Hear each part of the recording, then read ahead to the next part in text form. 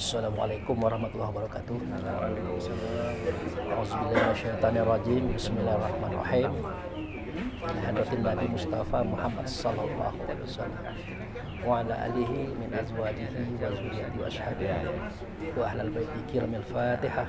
Auzubillahi minasyaitonirrajim. Bismillahirrahmanirrahim. Alhamdulillahirabbil alamin. Arrahmanir rahim. Maliki yaumiddin. Iyyaka na'budu wa iyyaka nasta'in. Ihdinas siratal mustaqim. Shiratal ladzina an'amta 'alaihim ghairil maghdubi 'alaihim. Amin. Saudaraku kaum muslimin dan muslimat sebangsa dan setanah air dimanapun anda ada berada. Kali ini saya bertemu dengan saudara saya. Siapa nama tadi? Azmi Purba dari Pematang Siantar. Pematang Siantar. Ya. Jadi saudara kita ini pengen menanyakan sesuatu. Ya, saya bilang ya tidak apa-apa, silakan. Oke, apa pertanyaannya? Gini Pak, tapi mohon maaf sebelumnya. Ya, Ya, pernah bisa ya, diedit ya, kalau misalnya ya bisa. gini. Pertanyaannya seperti Sini aja apa? seperti anak-anak dibilang Pak, tapi memang aku merasa anak-anak masih di sini masih baru. Ya, Walaupun udah tahu lama tapi mau pingin belajarnya masih baru. Ayah pembina pernah bilang gini, kalau agama itu bukan hafalan. ya, Jadi secara syariat kita itu kalau ingin mengenal sholat ataupun fikihnya kan banyak hafalan. Di situ saya itu susah nggak Pak? Dan tadi aja pas di situ kan yang Bapak itu ucapkan kalau pas sholat isya bacaannya ini, maghrib ini udah lupa. Baru itu yang pertama Pak. Gimana kira-kira itu mensiasatinya gitu untuk kehidupan sehari-hari? kelupaan itu hadapan kiblatnya, lupa kiblatnya bagaimana? Bacaan. Oh, lupa bacaannya. Maksudku lupa apa? Kayak ngapal gitu. Oh, banyak yang nggak apa. Iya banyak apa? Susah kan? karena ada aturannya. Baru boleh pertanyaan kedua Pak? Ya, boleh. Pertanyaan yang kedua gini Pak. Dalam perjalanan Memposisikan saya baru masuk balik itu di grup hadapan kali. atau berhakikat di Baitullah itu sebenarnya seperti apa nih? Pak Kadiman di situ. Kalau misalkan susah saya itu bertanya kepada siapa itu, misalkan gini dia kan hadapan kiblat baru yang membawakan kita posisinya di mana, antara pintu Ka'bah kah ataupun antara Hajarul Aswad pintu Ka'bah atau kita masuk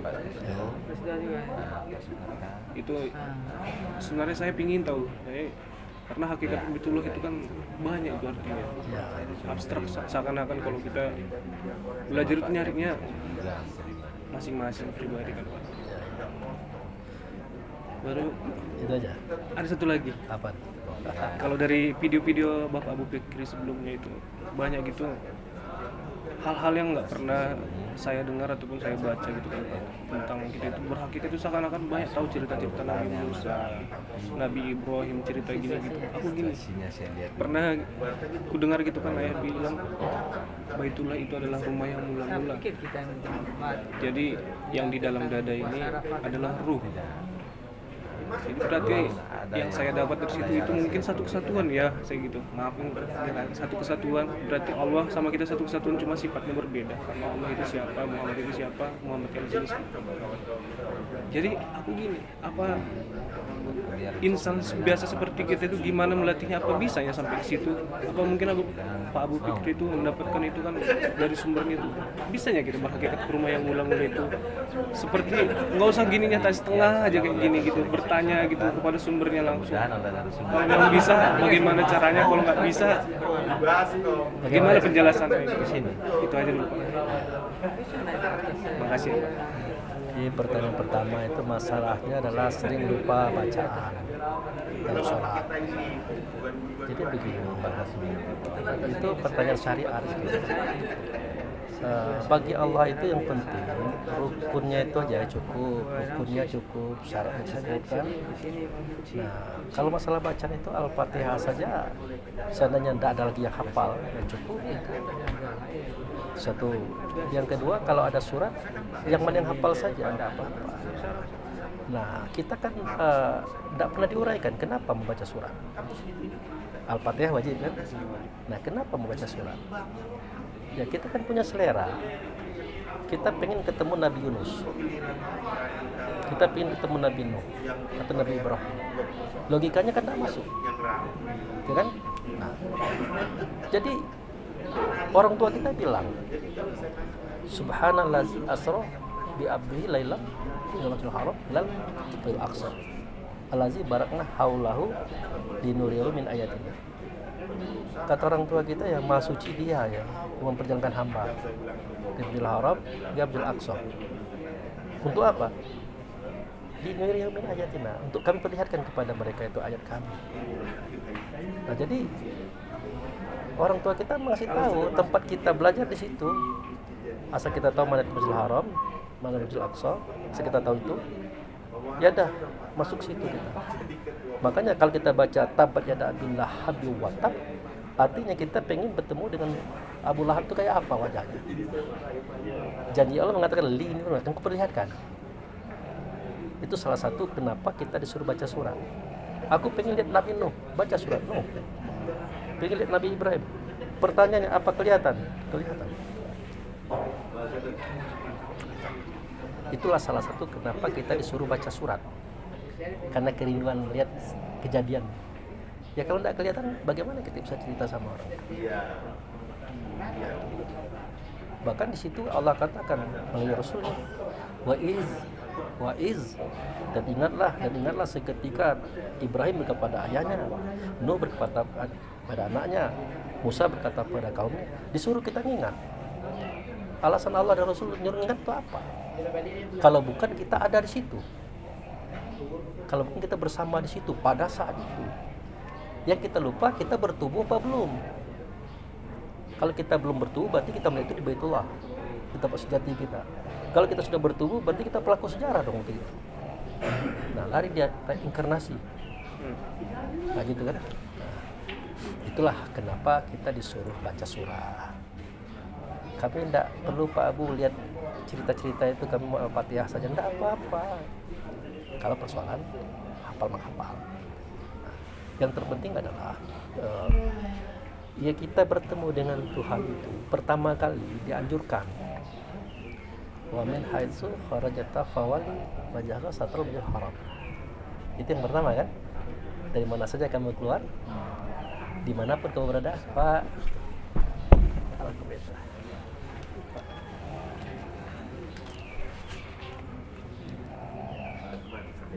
Silakan Pak dulu Pak. Lagi muzakarah dengan Adinda. Jadi dari manapun kamu keluar, dimanapun kamu berada, hadapkan wajahmu ke Masjidil Haram. Wajah yang mana? Nah, wajah yang ganteng ini enggak. Ini wajah manusia ini. Tapi wajah diri kita. Itulah ingatan. Ingatan, rasa, kesadaran, itulah wajah kita. Itu wajah kita. Makanya enggak boleh kemana-mana kan, hadapkan ke sana. Nah, jadi ke Masjidil Haram, ada apa dengan Masjidil Haram? Ternyata di situ ada tanda Baitullah, Ka'bah itu. Maka berlaku ayat yang kedua, falyabudu rabb hadzal bait, kau sembah Tuhan rumah ini. Atau kau sembah Tuhan di rumah ini, balik-balik tidak apa-apa. Yang penting sampai di situ dulu. Sudah kan? Ya, posisinya apa Abu Fikri di mana? Itu tadi. Fatahizim min maqam Ibrahim musalla. Ambil sebagian makom. Sebagian makom itu boleh di sini, boleh di situ. Dalam ingatan, dalam rasa, dalam kesadaran kita. Nah, jangan kemana-mana lagi. Kalau kemana-mana berarti kita meninggalkan sholat. Takutnya di situ kena penalti. Kan gitu. Karena ada firman Allah dan Rasul itu pada Al-Anfal ayat 35 ya. Wa makana sholatahum indal bait mutaka wa tasdih fazuqu azaba bima kuntum takfurun. Salat mereka yang di sisi Baitullah. Kalau di sisi kan berarti tidak di Baitullah itu. Ya sama dengan bersiul-siul saja. Bersiul itu artinya ya suaranya bagus, bacanya bagus, tajwidnya bagus sehingga banyak orang nangis dengar suara kita kan. Ya itu dianggap oleh Allah bersiul-siul. Dan bertepuk tangan saja gitu. Itu kata Allah ya. Fazuku azab, kamu rasakan azab. Azab apa? Azab neraka, enggak. Azab penyakit hati. Penyakit hati ini, penyakit hati kita ini kalau tidak di situ, tidak dicabut oleh Tuhan. Makanya dikatakan pada surat Al-A'raf 43, wa makana sholatahum indal bait maka kau tasdiqazuk. Itu. Artinya bukan Al-A'raf 43. Di tempat yang mengalir air di bawahnya. Saya minta maaf. Ya. Ya. Di tempat yang mengalir air di bawahnya, di situ ku cabut hati mereka. Di tempat air yang mengalir itu air Zam-Zam itu. Kita berdiri sana, di situ dicabut penyakit hati kita. Wa nazza'na ma fi sudurihim min ghillin tajri min tahtiha al-anhar. Di tempat yang mengalir air di bawahnya, di situ aku cabut penyakit hati. Nah, kalau penyakit hati ini tidak dicabut, ya sesuai dengan rumusnya. Fi qulubihim marado fazadahumullahu marada. Di hati mereka ada penyakit, aku tambah penyakit. Kemana tambahnya itu? Ke badan, ke tubuh, ke jasad. Makanya kita banyak penyakit, darah tinggi, stroke, macam-macam. Itu bermula dari rasa hati kita. Nah, kalau tidak sholat di situ, kalau sholat di situ pelan-pelan ditariknya. Ah, kan? Sudah pazuku azabah tadi kan. Bima kuntum takfuruna, karena kamu kafir, dikafir pun oleh Tuhan. Kafir itu artinya tidak ikut prosedur. Karena kalau Nabi lain lagi, bainal kufar wal mu'min tarkus sholat. Perbedaan si mukmin dengan si kafir, seketika dia meninggalkan sholat. Kalau kita tinggalkan sholat, kita pergi ke mall kemana-mana, udah dikafir-kafirkan Nabi kita, ingkari. Tapi kalau kita mantap, nah itulah mukmin. Jadi mukmin itu tidak bisa kita bilang mukmin itu ruh. Tidak bisa juga begitu, Pak. Harus jelas kapan ruh itu bernama mukmin. Ruh akan bernama mukmin kalau dia di situ. Kalau tidak di situ, ya enggak. Gitu. Nah, itulah alasannya. Kenapa kita posisi seperti itu. Nah, akan lebih bagus lagi masuk kepada surah An-Nur. Kita masuk ke dalam Ka'bah. Kosong. Tidak jihad yang 6. Tidak depan, tidak belakang, tidak kanan, tidak kiri, tidak atas, tidak bawah. Kosong. Nah, kalau murah rezeki, kita akan bertemu dengan kiblat. Kiblat itu hadapan. Siapa hadapan kita? Tentu Allah ya. Bisa melihat Allah? Tidak bisa. Tentu Muhammad. Bisa lihat Muhammad? Tidak bisa juga. Lalu siapa yang mau cerita ini? Bisa lihat orang itu? Jadilah. Kan jelas arahnya. Kita melihat kepada dia yang membawa kita ke sini. Kan maksudnya kan?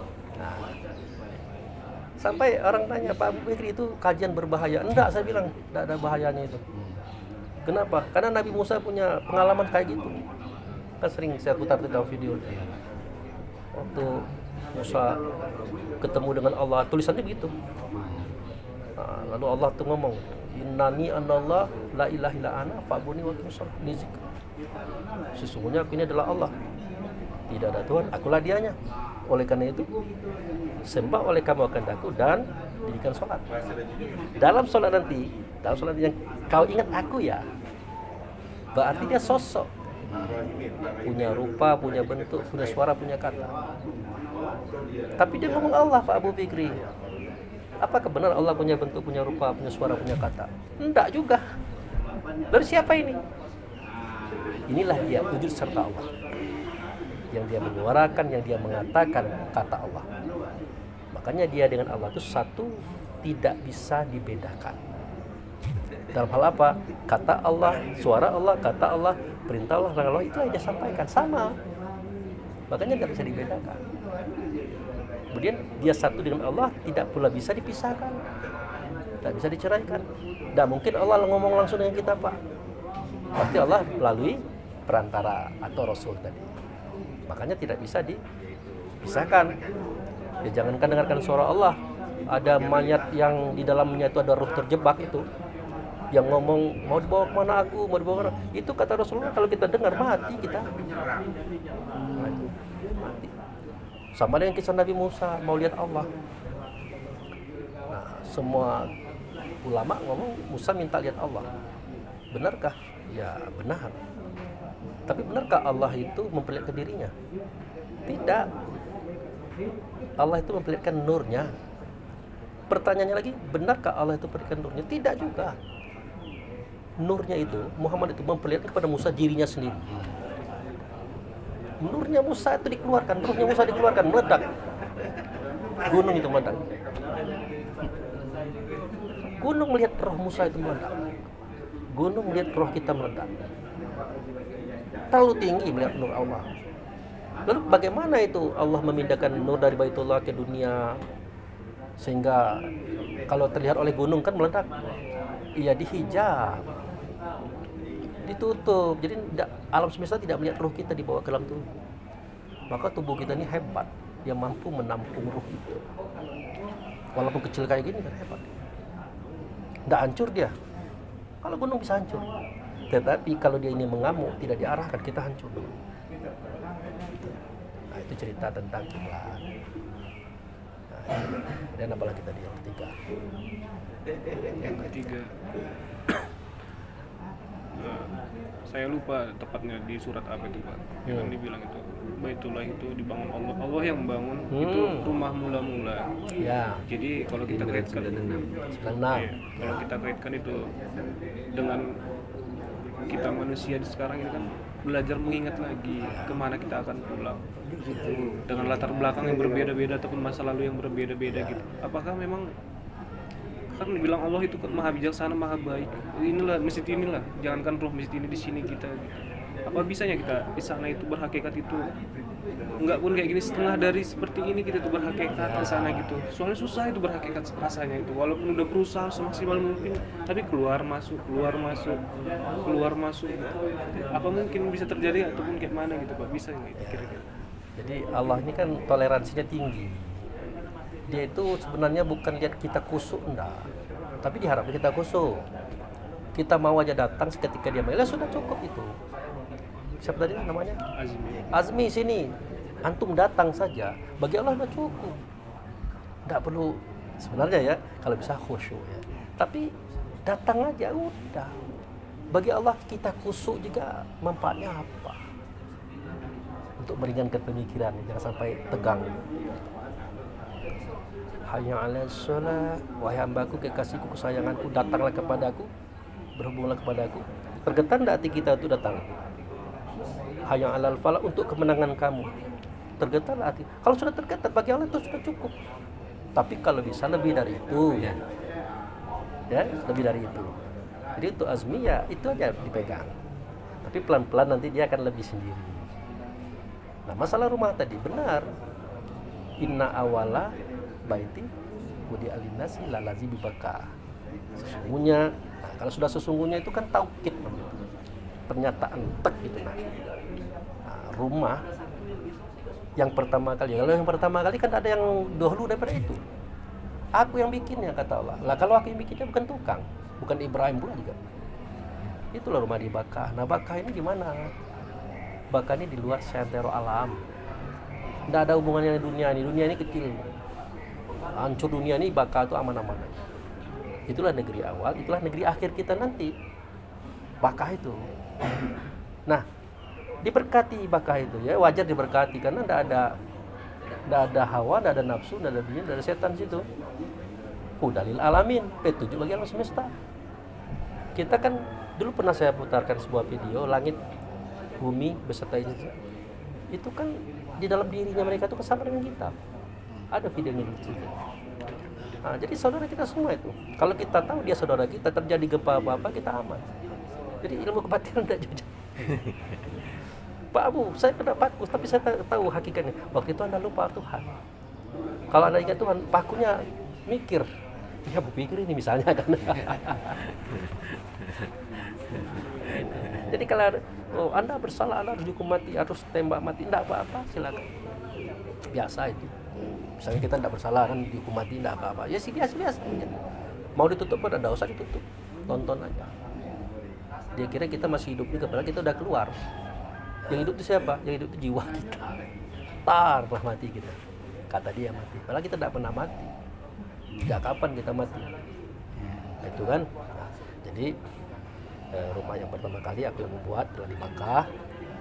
Nah, itu petunjuk bagi alam semesta, karena di dalamnya ada yang membawa petunjuk, ada yang membawa agama. Gitu. Itulah Rasulullah. Wallazi arsala rasulahu bil huda wa dinil haq. Yaitu Allah ngutus Rasul. Rasul ini bawa petunjuk, Rasul ini bawa agama. Jadi petunjuk dan agama ada di Rasul, bukan di Allah. Gitu. Makanya kita minta kepada Allah, tapi Rasul yang nampak. Nah, gitu. Mandakalau kana amin. Mestinya ke sana kita, mestinya. Tapi karena Allah ini sayang sama kita dan itu tidak masuk akal, tidak mungkin ya. Jadi Bakkah dijadikan Mekah. Baitullah dijadikan Ka'bah sebagai tandanya. Jadi kalau kita ingat Ka'bah, hukumnya sama dengan ingat Baitullah hakikat. Ingat Baitullah hakikat, hukumnya sama ingat Muhammad. Ingat Muhammad sama arti hukumnya ingat Allah. Walaupun Allah bukan Muhammad, Muhammad bukan Allah. Jadi cukup Ka'bah saja, tidak apa-apa. Tapi kami ini sering keluar masuk nih. Lah memang beliau ngomong seperti itu. Tempat datang dan perginya. Lah kalau dia udah maklum ya santai aja. Susah. Iya. Susah. Sholatnya susah. Dia ada apa-apa. Ya Allah. Nah tahu-tahu lah keluar. Kan saya udah bilang tadi, kita datang saja seketika dia memanggil, itu sudah cukup. Kenapa? Wa ma khalaqtul jinna wal insa illa liya'budun kan. Aku tidak menciptakan jin dan manusia kecuali untuk menyembah kepadamu. Apa itu menyembah? Orang bilang sholat lah beda. Menyembah dengan sholat tidak sama. Sholat itu berhubungan. Nah, menyembah itu apa? Ternyata menyembah itu artinya adalah melaksanakan semua perintahnya. Itu satu. Yang kedua, menjauhi semua larangannya. Ketiga, mencontoh perbuatan yang dia perintahkan. Keempat, pergi kalau disuruhnya. 5, datang kalau dipanggilnya. Nah, kan ada nggak? Datang kalau dipanggilnya. Keenam, diam kalau ada ilmu dari dia. Artinya orang nanya kan kita tidak bisa jawab. Ya diam aja, jangan dibikin-bikin jawabnya. Itu sudah dianggap menyembah. Datang seketika dia memanggil, azan berkumandang kita datang, walaupun tidak di masjid, mungkin di sini atau di rumah, itu sudah dianggap menyembah. Dan bagi Allah itu sudah cukup. Bahkan sudah sangat cukup untuk orang-orang yang baru gitu kan, yang memang sulit untuk keluar masuk, untuk mantap. Ada itu aja kan bahasanya. Aman lah itu. Yang penting ada keinginan kita hadir seketika Tuhan memanggil. Yang repot ini ilmunya tinggi, kajinya besar, pengalamannya banyak, tapi pas Tuhan manggil dia cuek. Tidak ada getarnya. Seakan-akan tidak perlu Allah. Padahal kalau ditekan sedikit napasnya selesai urusan. Makanya kenapa orang-orang baik-baik sakitnya parah, itu Allah tegur. Ayo, kamu hebat, ayo coba berdiri. Ayo, kamu kemarin jaga makan, coba makan satu rema aja, bisa enggak? Nah, bisa. Nah, tapi kalau kita kenal Allah, taat kepada Allah, insya Allah kalau kita sakit boleh tak masuk angin karena Allah tua kan. Yang lain tidak ada. Darah tinggi itu tidak ada. Bahkan orang yang sakit-sakit itu bisa kita obat dengan pola ini. Karena Allah dan Rasul tidak pernah bohong bahwa sumber penyakit itu dari sini. Makanya anak JM tidak boleh membenci orang, tidak boleh iri dengki, biarin aja Pak Ustadz ini bilang orang Ustadz besar tidak apa-apa, saudara saya Ustadz besar gitu. Yang susah ini kan lihat saudara kita diangkat jadi pendawa, dia bilang apa, menang. Itu yang susah itu, susah maju gitu. Maka Abu Fikri adalah anak JM yang paling tidak mau diatur. Nah itu dulu itu begitu, loncat pagar. Udah dibilang, disurati oleh DPP, jangan bikin video, masih begitu. Akhirnya apa? Ayah anda yang mulia ngomong, saya nonton loh. Jadi ceritanya waktu acara seperti ini tadi, itu ketua DPD dipanggil oleh ayah. Nak Zul, itu Ustadz Abu Fikri Al-Minangkabil itu orang Bengkulu ya? Oh iya, orang Bengkulu. Jamaah kita, jamaah. Dia pengurus? Enggak. Kenapa? Dia bagus loh dia. Nah gitu. Pernah kemarin ayah, namanya aku masukkan ke dalam sebagai pendakwah. Tak tahu hilang namanya, tidak keluar. Yang keluar justru orang yang tidak diusulkan. Apa katanya? Masya Allah, astagfirullahaladzim. Masih ada ya di Bengkulu orang seperti itu. Artinya apa ini? Ayah menyesali perbuatan orang itu. Kenapa dicabut nama orang ini? Artinya bukan ayah yang milihnya gitu. Nah, akhirnya ya adalah saya pikirkan kan karena memang skenario beliau juga kan. Ya. Biarlah ada apa-apa, ada jadi pendakwa kan kita kan banyak jamaah di Indonesia nih. Ada yang dari Sumatera Utara. Yang pertanyaan juga sampai sekarang banyak belum terjawab juga nih di WA itu. Ya, yang bisa divideokan itulah jawabannya itu kan. Nah, akhirnya apa? Yang seperti inilah yang kita harapkan. Dia berani, dia bertanggung jawab dan dia bisa menyelesaikan. Dia tidak menyulitkan yang lain. Nah, tapi kalau dia berbuat, dia bercerita, tahu-tahu kita direpotkan lain, dia takut. Nah, akhirnya video ini tidak dikembangkan kemarin. Cuman pengakuan beliau melalui Pak Imam, nah itu saya share dikit. Barulah lapang, longgar. Tidak ada lagi yang protes-protes video. Itu ceritanya itu. Tapi kita tahu juga kan. Ya, akhirnya itu. Ya, apa kaji kita tidak boleh dibawa keluar. Ada benarnya. Ada benarnya. Kita tidak bisa selesaikan nanti. Gitu. Oh, kabarnya kamu ini hajinya ke Kerinci. Nah, tidak bisa kita selesaikan. Ya kalau kita kan, alhamdulillah ya. Wah enggak lah. Masa haji ke Kerinci? Anda ke Mekah, ke Madinah, bulan Zulhijjah, mondar-mandir. Anda tidak wukuf di Arafah, Anda tidak haji. Karena haji itu adalah wukuf fil Arafah. Al-haji wukuf fil Arafah. Haji itu kamu wukuf. Kalau kamu tidak wukuf, walaupun kamu menambah di sana, tidak haji. Kau nolak ke Kerinci. Ngapain? Nah, bisa kita ngomong. Ya kalau tidak bisa ngomong kayak gitu, berbahaya. Gitu. Jadi apapun yang diserang oleh mereka, ya alhamdulillah kan atas petunjuk amanah Rasul ada di video saya share itu video singkat. Ada juga Pak Abu pamer. Wah. Saya bilang ya supaya orang tahu bahwa JM itu tidak seperti yang Anda katakan. Kita belum buka.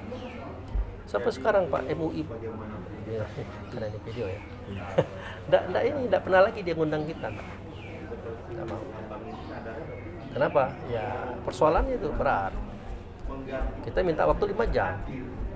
1 jam dia ngomong, 1 jam kita ngomong. 1 jam dia protes, 1 jam kita protes. Nah, 1 jam kita istirahat. Ingat, ditelevisikan. Kalau tidak televisikan saya tidak mau. Bahaya bagi dia. Iya, kalau kita menang, kalau kita kalah gimana? Kan malu kita. Kita lembaga nih. Tidak ada maksudnya. Jadi kayak bersambung. Kalau mandi itu nggak boleh culam-culam Ustaz ya. Iya, mandi. Rendam memang ya. Jadi nggak boleh tanggung mandi, pelan basah. Iya. Tahu memang ya, mana yang segar, mana yang tidak ya. Iya, jelas. Jangan setengah-setengah gitu. Begini Ustaz. Ya. Nah, ini kan momennya kan kita dalam perjalanan ya. Saya izin bertanya sedikit. Ya. Karena selama siapa, ini Pakai apa? pakai kayu. Pakai kayu dari NTT saudara. Tete lah. Kami selama ini hanya ya di WA, terus di komen-komen Facebook. Terus, nah, kerinduan bertemu beliau ini sudah panjang. Tadi pas saya habis sholat sunat, saya assalamualaikum, belum berdiri, saya yakin ini pasti Pak Abu, ternyata benar. Nah, telah diperjumpakan oleh Allah dan Rasul di tempatnya. Mengenai tentang kajian Pak Abu. Ini saya beri kalimah setelah. Yang pertama begini.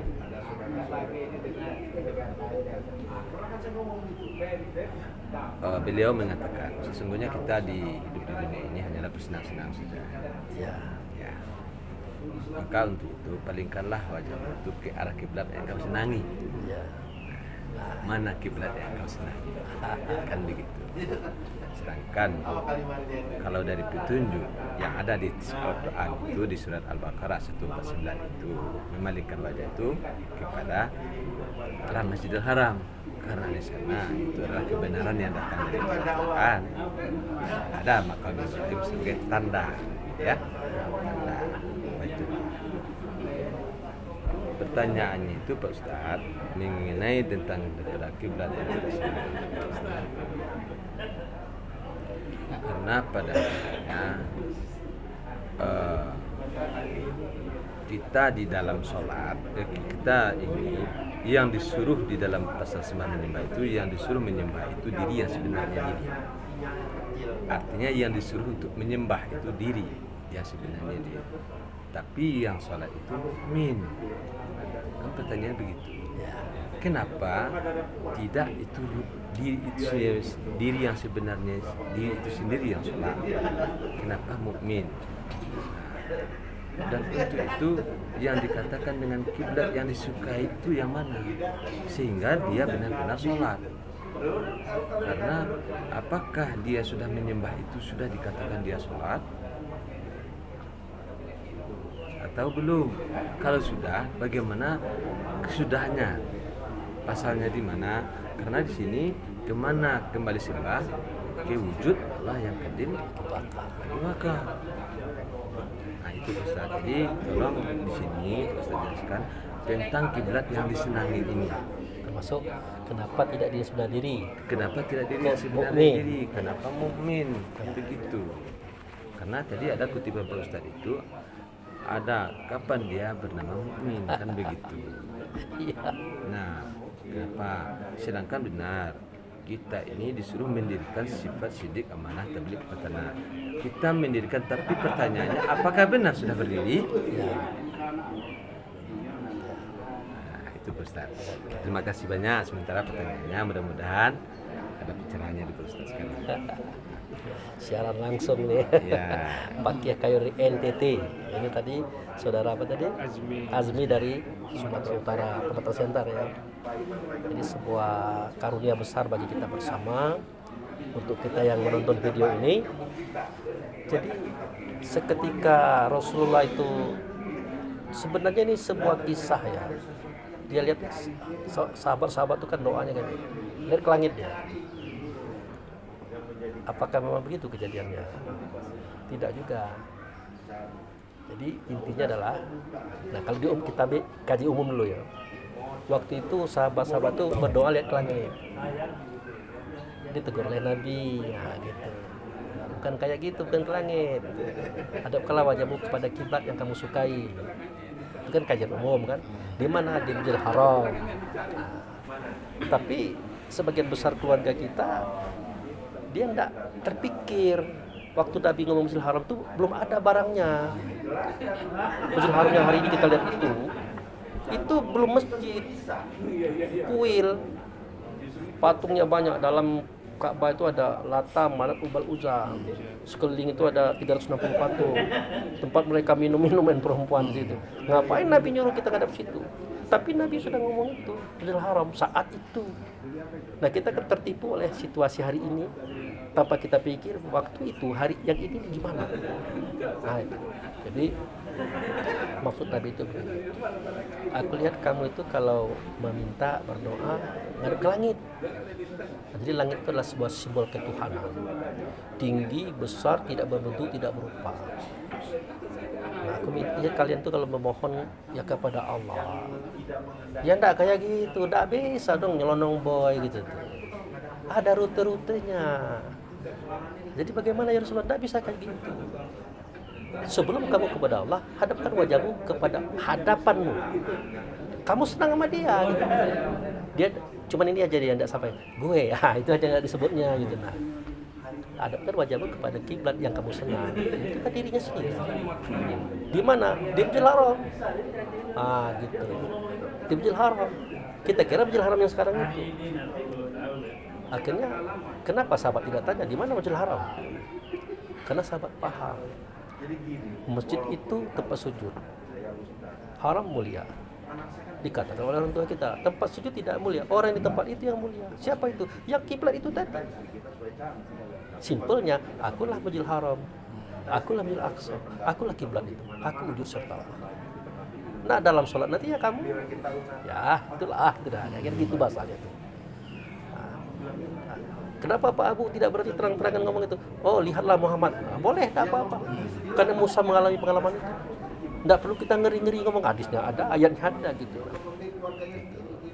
Lalu kenapa tidak diri sendiri yang sholat ya? Kok mukmin? Karena setiap kita ini kan namanya macam-macam. Seketika lahir daripada Muhammad, nama kita Nur Muhammad. Seketika melihat Allah yang nyata Muhammad, surah Al-Araf 172, nama kita mukmin. Seketika ditiup, nama kita ruh. Seketika pari, insan. Nah, tapi tetap itu diri yang sebenar diri dia itu. Selama dia diri sendiri, dia belum mukmin. Dia akan bernama mukmin kalau berhadapan dengan Allah Rasul di dalam sholat. Makanya sholat itu adalah mukmin, bukan diri sendiri. Sebenarnya bendanya itu juga posisinya yang berbeda. Gitu. Pakaian. Jadi kalau dia masih bernama Ruh, itu nama beliau waktu ditiup. Terbari insya. Waktu nampung persoalan namanya akal. Mencari solusi namanya fikir. Menimbang namanya khayal. Merangkum namanya paham. Dia mengeksekusi namanya ilmu. Jadi nama-nama tadi menunjukkan situasi yang berbeda pada diri itu juga. Jadi diri sebelah diri adalah nama umum. Tapi kalau sudah mukmin, itu nama dia seketika dia sedang berhadapan dengan Tuhan.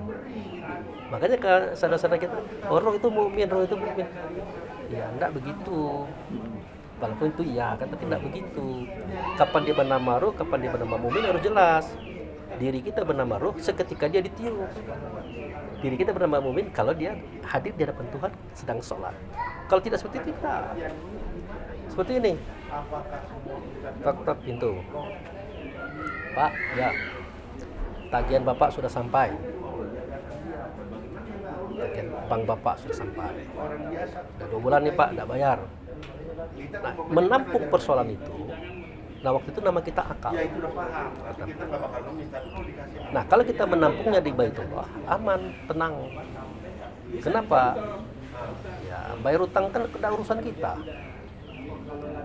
Tidak bisa kita bayar utang. Jangankan bayar utang, memberi makan diri sendiri, anak istri, apalagi bayar utang, tidak bisa.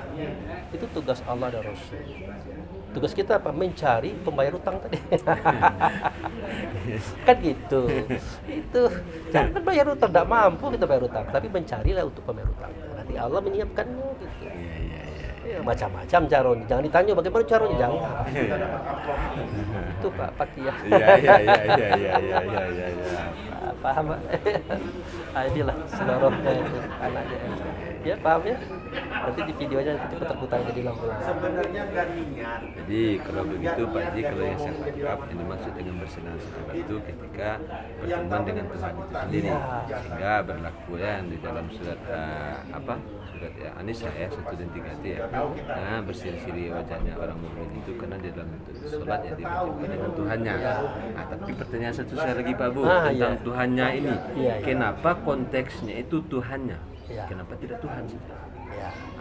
Apakah ada makna daripadanya ini? Itu Pak. Jadi antara Tuhan dan Tuhannya itu kan beda. Pakiyah kendaraannya apa? Pakiyah. Kendaraan rumah apa? Kendaraan di rumah ada motor. Antara motor dengan motor pakiyah tuh pahamnya beda itu. Kalau motor tuh kendaraan. Kalau motor pakiyah kendaraan milik pakiyah. Nah, kalau Tuhan itu jelas Tuhan. Tuhan siapa? Tuhan semua. Tapi kalau Tuhan pakiyah, itulah khusus. Itu yang senang itu Pak. Ya. Harus beda. Mobil betul, tapi mobilnya pakiyah beda. Tuhan betul, tapi Tuhannya pakiyah beda. Kalau Tuhannya pakiyah, berarti Tuhan sudah akrab dengan beliau. Jadi bahasa-bahasa seperti itu luar biasa anak kita. Karena kan di jamiah Islamiyah itu kan setiap kata punya tantangan Pak Bu ya. Artinya kan setiap tantangannya itu bukan berarti kita tantang, akan tetapi ada muatannya ya harus kita cari solusinya untuk mendapatkan motivasinya kan begitu ya. Nah, jadi sambungannya dari tadi itu karena di dalam sholatnya dia berjumpa dengan Tuhannya. Sekarang sudah tahu Tuhannya, kan begitu, itulah kiblat yang disenangi itu. Nah, jadi pertanyaannya begini, Pak Abu pernah berkata begini, hubungan kita dengan Allah ini, bahwasanya ada ketentuan daripada Allah, ketetapan pada kita. Ada ketentuan dari kita, ketetapannya ada pada Allah. Yang mana ketentuan daripada Allah itu surga dan neraka. Ketetapannya atau keputusannya kita yang menentukan, karena la ikraha fiddin, tidak ada paksaan dalam agama. Begitu. Mana ketentuan yang daripada manusia dan daripada Allah, maka pertemuan rezeki maut. Itu. keputusannya ada pada Allah. Nah, katanya begini Pak Ustaz, langkah pertemuan rezeki maut ada di tangan Tuhan. Sekarang yang mau saya bertanya, kapan itu ada di tangan Tuhan? Ya seketika kita dekat dengan Tuhan, dia bertanggung jawab. Tapi kalau kita jauh dari Tuhan, ya itu urusan kamu. Nah, gitu kira-kira gitu. Ya langkah pertama itu ketika kita dekat dengan Tuhan, maka dia bertanggung jawab. Nah, pada saat itu apapun yang terjadi, kita harus terima itu sebagai pemberian Tuhan. Kita sudah ngaji, sholat di Baitullah, taat, insya Allah khusyuk ya. Tahu-tahu kita kebujangan, pengen beristri, dapat istri camprengan, ngomongnya kasar gitu-gitu. Udah ikhlas aja, berarti memang ini pilihan dia. Nah, jangan lihat cemprengnya itu. Ada apa dengan Tuhan memberikan istri yang kayak gini? Mungkin kita perlu digembleng dengan manusia yang kayak gini. Ya banyak suami-suami itu jadi orang baik karena istrinya begitu, dia disiplin. Nah, gitu. Jadi bahwa kalau kita bersama Allah dan Rasul, maka berlakulah bala jodoh rezeki maut itu daripada Allah. Tapi jangan diartikan itu semuanya bagus dalam artian realnya ya. Ya. Bisa jadi nanti sebaliknya. Ya, contoh gini. Kan kita sering bilang tuh, kalau kamu di Baitullah aman. Kan gitu. Tapi kenyataannya Rasulullah kena racun. Abu Bakar, dokter kemudian itu meninggal karena racun. Umar kena bunuh. Utsman kena bunuh. Ali kena bunuh. Apakah mereka tidak di Baitullah? Di Baitullah. Apanya? Yang di dalamnya itu di Baitullah. Kalau tubuhnya tidak, terserah. Mau di mana, mau dicencang, tidak masalah. Nah, itu yang harus kita pahami. Gitu juga, dapat istri cempreng, jarinya di Baitullah nih. Ya, jangan lihat cemprengnya itu. Kira-kira maunya Allah dengan cemprengnya apa gitu. Nah, sehingga kita sabar menghadapi istri. Wah, aku nggak mau sama itu lagi, aku cerai aja kamu, cerewet. Nggak gitu. Kamu suami, ya, kamu sudah terima, konsisten. Apa konsisten? Ya kamu perbaiki. Tugas kamu perbaiki cemprengnya itu. Kalau kamu lari, berarti kamu lari dari medan pertempuran. Allah marah, Rasul murka. Nggak bisa. Kan janganlah kamu lari di medan pertempuran. Itulah itu. Pas kita boleh meninggalkan istri kita kalau dia belok kiri dengan laki-laki lain. Nah, istriku Pak Ustadz dibawa orang ke hotel, aku tahu dia berbuat begitu, tapi aku tidak bisa melepaskannya. Kasihan dengan anak-anak. Silakan Anda simpan, tapi jangan nanti menyalahkan Tuhan.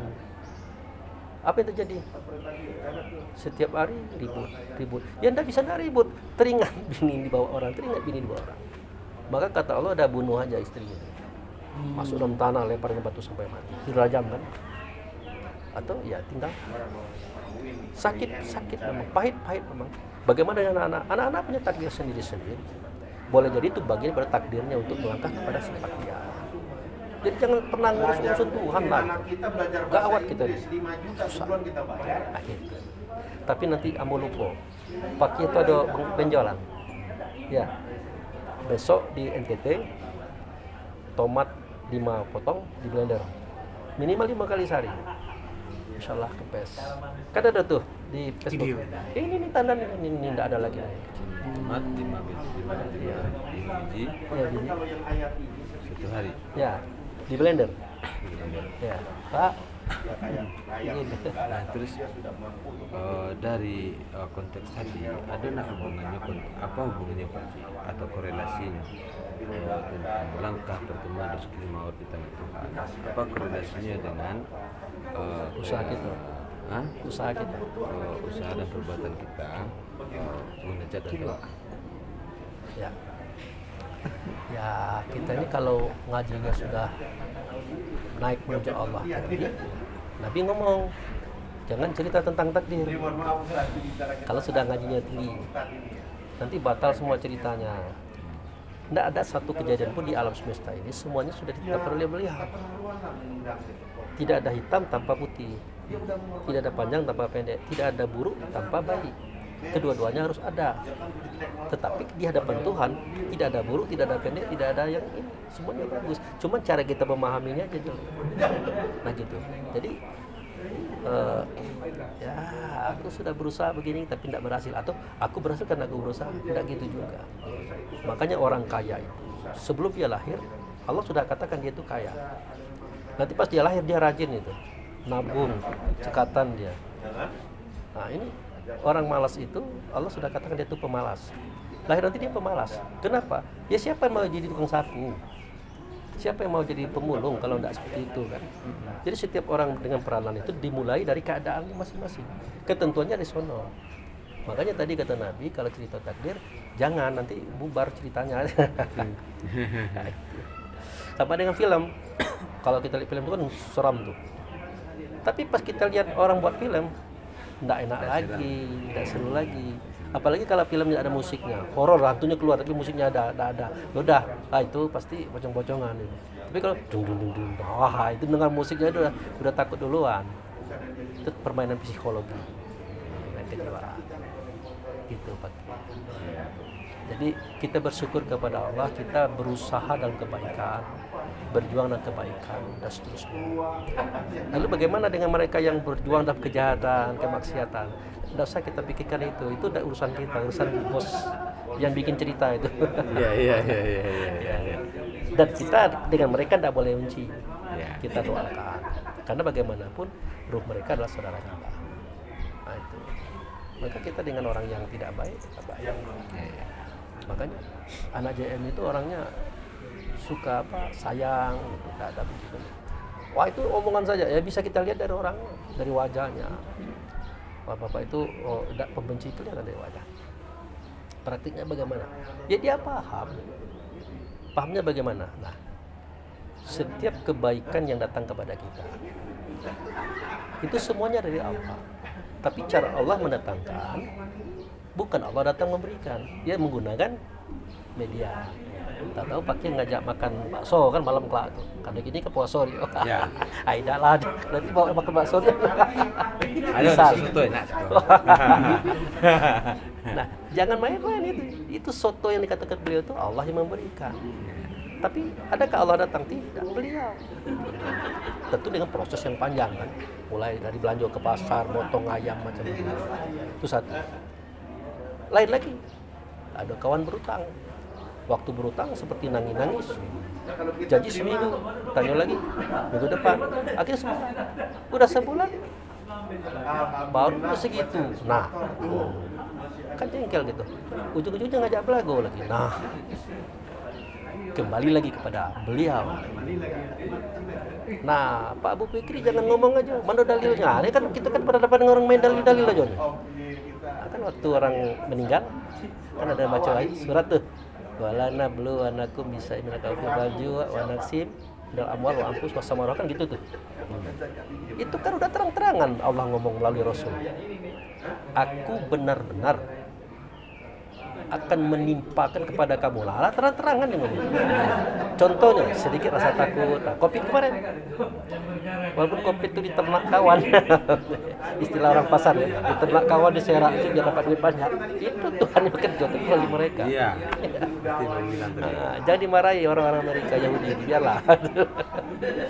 Itu, tapi sedikit rasa takut ya, kayak orang buah-buahan. Misalnya kita panen padi, besok tinggal ngetam. Tahu-tahu banjir bandang. Siapa yang mau di sana? Itu kerja dia. Apalagi kurang harta benda ya. Terbakar rumah macam-macam, hilang motor. Tidak mungkin Allah mau ngambil motor ini yang mau nguji pakai Allah ngambil motor pakai. Tidak, orang lain ngambil. Tapi atas izin dia. Termasuk kematian. Nah, sampaikan kepada mereka orang-orang yang sabar. Bukan orang sabar, kalau orang sabar Muhammad. Kalau orang-orang sabar itu orang bersama si sabar. Nah, banyak. Iya. Karena banyak ya. Nah, sudut fikir wal kasrah. Ya. Jadi seperti ini. Kan ada wasta'inu bisobri wassalah. Innaha lakabira ila khosin. Meminta tolonglah kamu kepada Allah dengan sabar dan sholat. Artinya Allah menunjukkan kalau minta tolong itu ya dengan sabar. Kita tanya, apa itu sabar? Sabar itu nama Allah. Di mana nyatanya beliau? Kepada ujud serta Allah. Siapa? Muhammad. Muhammad itu yang sabar. Dia itu yang si sabar. Minta tolong kepada Allah melalui beliau. Jangan nyelonong. Nah, siapapun yang kita, Allah jauh datang ke kita jam lalu wasilah. Ya, dan pernah Allah ngajar kita ngaji kan pasti Muhammad yang datang atau utusan Muhammad yang datang. Nah, gitu. Kalau minta tolong kepada Allah melalui sabar. Di mana? Di dalam sholat. Jangan di luar sholat. Apakah sholat berwaktu Pak Abu? Boleh. Atau sholat di luar berwaktu atau namanya doa imun itu. Gitu. Sekarang begini Pak. Nah, maaf Pak ya, Pak. Ya. Takwa serta Allah rasa sabar dapat petunjuk. Ya. Ya. Kalau tadi Pak Bu mengatakan siapa itu orang sabar, itulah dianya yang dikatakan dia Muhammad orang sabar. Ya. Kan begitu. Sekarang begini, iman itu dengan yang gaib-gaib. Ya.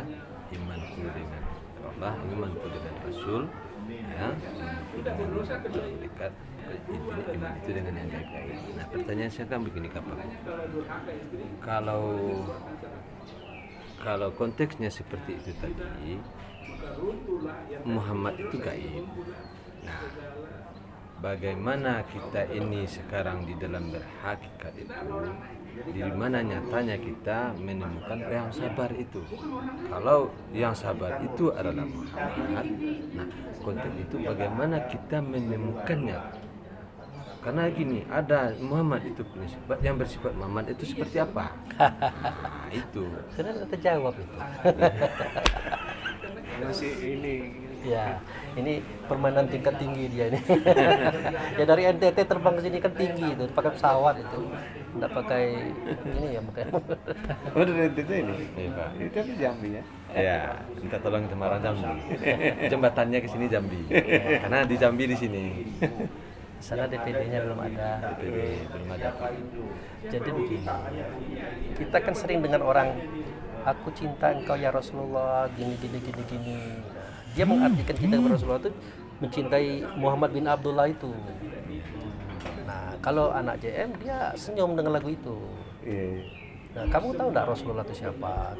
Muhammad. Apa itu Muhammad? Orang membawa sifat. Ada sifat sama kamu. Nah, ada. Dipakai belum?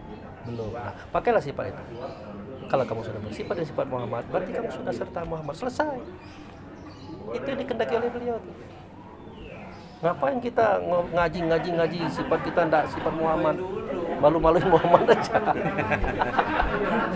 Bikin rusak nama Muhammad. Iya, bikin rusak. Jadi Muhammad itu artinya orang yang membawa sifat. Jadi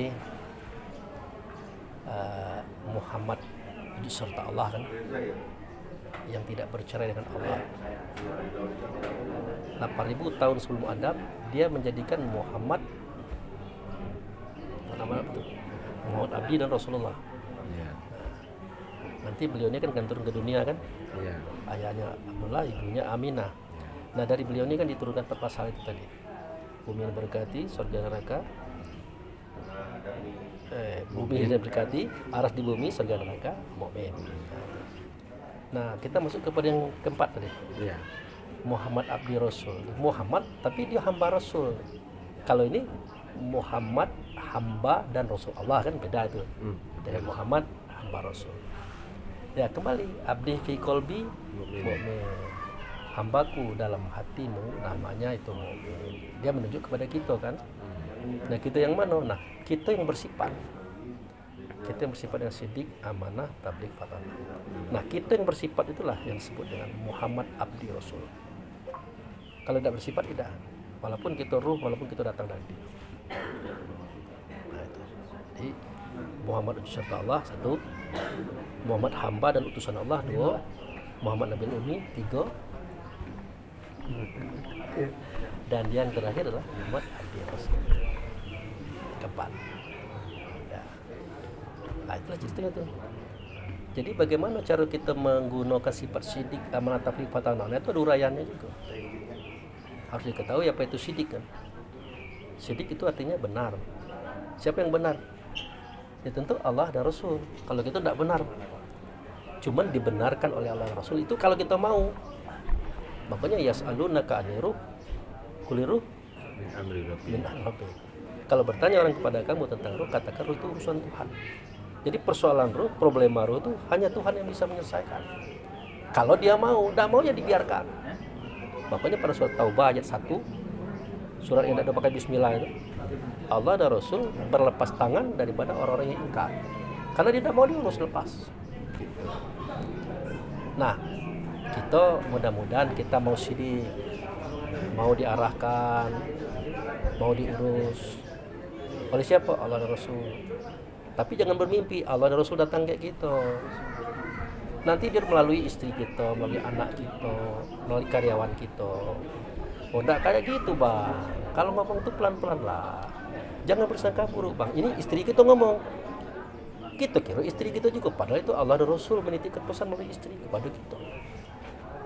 Nah, kalau kita membantah, ya sudah. Yang kita bantah bukan istri, yang di atas. Nah, itu. Kita lagi duduk-duduk, ngomonglah anak kita. Ya, kalau bisa tuh ya, sholatnya begini. Tabiat ayah jangan begitu begini. Ini karena anak. Kita kira anak kita juga menasihati gitu. Padahal Allah dan Rasul menasihati melalui anak. Jadi jangan pernah bermimpi Allah dan Rasul datang kepada kita menasihati kita. Tidak ada itu. Sama dengan rezeki tadi kan. Nah, Allah menyamai rezeki kita. Allah memberi rezeki. Tentu Allah belum bawa soto. Anda kado itu. Pasti melalui perantara-perantara. Nah, ciri-ciri kita itu sudah mendapat kasih persidik. Seketika kita diarahkan, dinasihati, legowo. Tidak ada rasa merah muka tuh, tidak ada rasa kesel. Walaupun kita mungkin orang hebat mungkin ya, atau itu tidak perlu kita minder.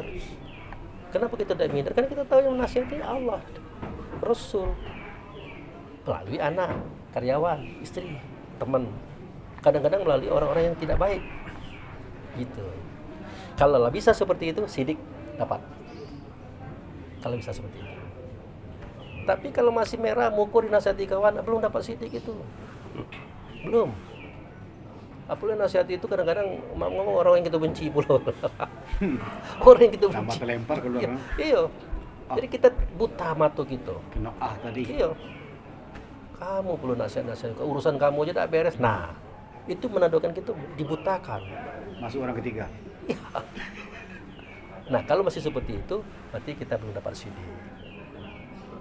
Kan? Amanah. Kita kepercayaan Allah. Saking percayanya Allah dengan kita, ya.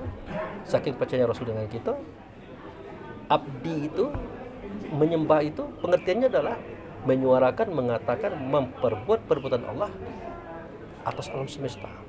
Percaya dia. Makanya kita kalau bersuara, berkata, berbuat, tidak boleh dia di luar kehendak Allah dan Rasul.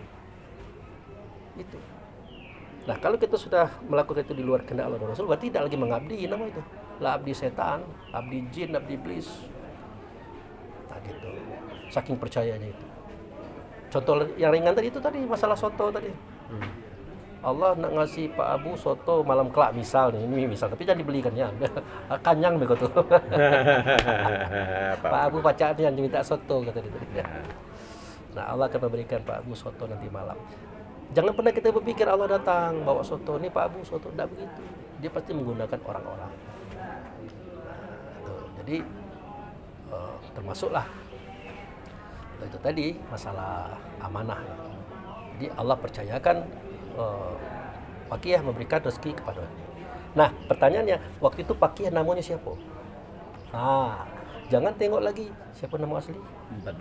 Padli, jangan tengok Padli, jangan tengok Pakiyah. Waktu itu beliau bernama Mikail. Nah, itu. Malaikat yang membagi rezeki namanya malaikat Mikail. Nah, mulai lancar cari Mikail, tidak kedapar sampai kiamat. Mikail itu adalah petugas Allah yang memberikan rezeki kepada hamba-hambanya. Siapa baik? Nah, tahu-tahu ada preman jahat misalnya, tahu kenapa Pak? Wah, lapar. Langsung dia makan. Waktu itu dia Mikail. Tuhan hanya mengatakan Mikail itu adalah petugas saya mengantarkan rezeki kepada kamu. Siapapun dia. Dia tidak menunjuk sosok. Dia. Pernah Allah berkata, janganlah kamu lemparkan dirimu ke lembah yang hina. Ada kan? Nah, lembah yang hina itu neraka. Kepala panas, dado panas, hati panas, muncung paneh kata orang awak. Itu neraka. Jangan kamu lemparkan dirimu ke situ. Seketika kita melakukan itu, apa nama kita? Malaikat Malik. Malaikat Malik itu yang melempar-lemparkan orang ke dalam neraka itu. Gitu. Jadi jangan jauh-jauh dari malaikat Malik, dah bersulah. Dulu dalam buku mau tengok ada malaikat Malik itu tukang jago neraka. Dah ada. Neraka itu kita yang buat, surga kita yang buat. Karena neraka dan surga itu kan sudah ada di sini. Makanya 4 pasal tuh. Bumi yang diberkati, aras di bumi, surga neraka. Kenapa tidak dan? Surga dan neraka. Kenapa tidak surga dan neraka? Karena surga neraka itu rasa diri kita. Nak senang buatlah, nak sakit buatlah. Tidak pakai dandan lagi itu. Rasa nak nyusul dia dah. Pasti kan datang. Ya. Makanya kalau kita dicaci orang jangan emosi. Seketika kita emosi, waktu itu kita sudah melemparkan kita ke dalam neraka. Ingat, ingat Allah, ingat Rasul. Apa yang diingat? Tidak terjadi suatu kejadian kecuali kehendak Allah, kehendak Rasul. Ya kerja dia. Santai malah dia main-main kan gitu. Kata orang Palembang ya. Ada orang Palembang tadi. Jangan aku kocok pulau, ha? Dia main-main kan gitu. Lajulah. Jadi itu kan enak kalau kita tahu rasionya kan seketika kita dipermainkan kita ngerti. Gitu. Makanya Pak Abu, kalau Pak Abu dikucak-kucak kawan-kawan tuh tapi santai-santai aja. Tapi lah sudah. Iya. Dan nyatu, terasa Nyatu. dan dirasa. Ya. Nah, kita jangan berhenti berjalan. Itu Tetap kebenaran. berjalan, tetap cari pencapaian. Apa yang kita yakini ciptakan. Itu. Nanti setelah jadi, ini maksud dia itu. Jadi kalau kita ingin buat sebuah jas yang bagus, bahannya harus mahal. Nah, seketika kita menggunting dasar, dicaci orang. Bapak harus ngerti ya, ini mahal bahan. Kok digunting-gunting? Dasar pedulikan. Karena dia tidak tahu arti baju dan bagaimana cara membuat baju.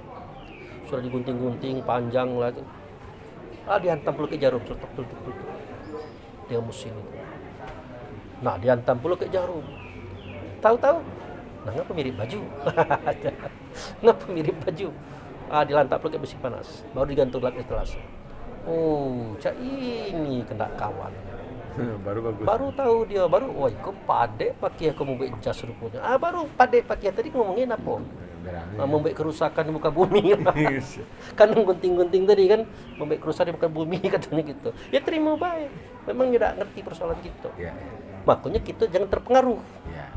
Seketika kita pengaruh nanti kita tidak punya prinsip. Nah, Dan kita pun tidak tahu apa yang kita kerjakan. Kok berhenti?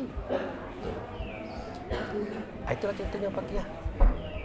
tapi penggalan ayat tadi belum sampai ke ujung Pak Bu. Apa tadi ayatnya?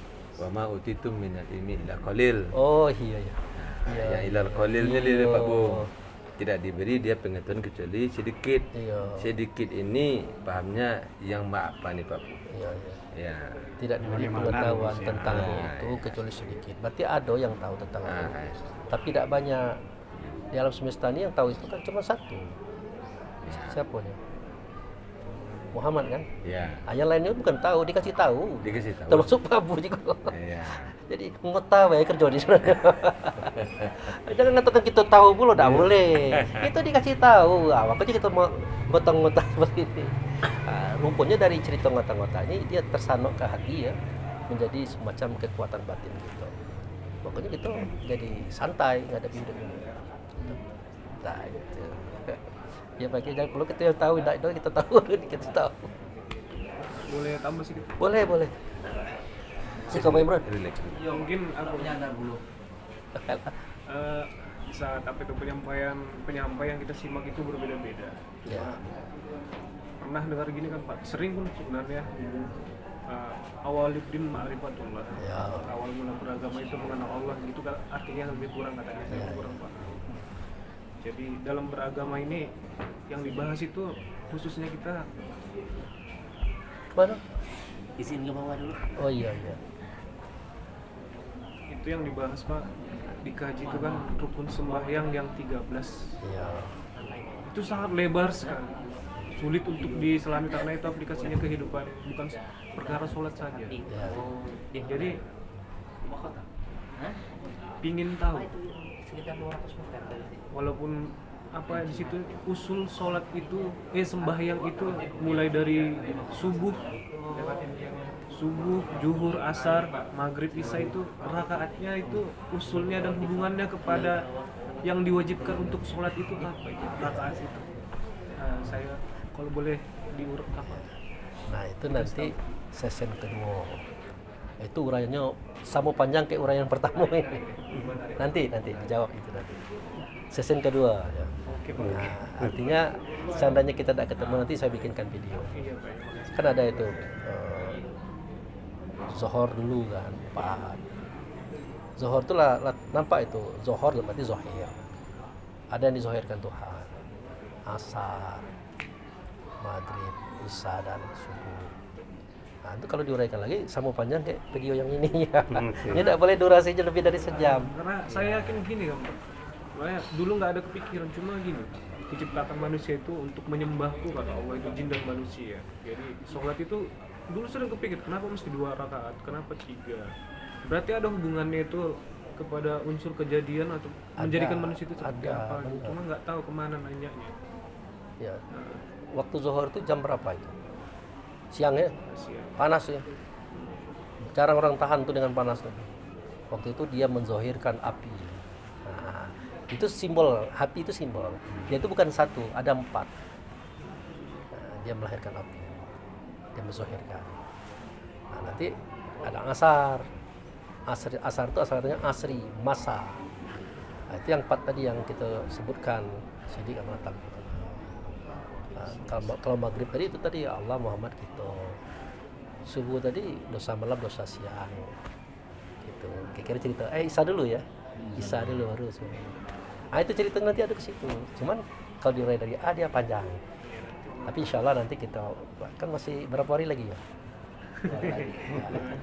Jadi kita tutup dulu video ini biar kita agak langgeng dikit.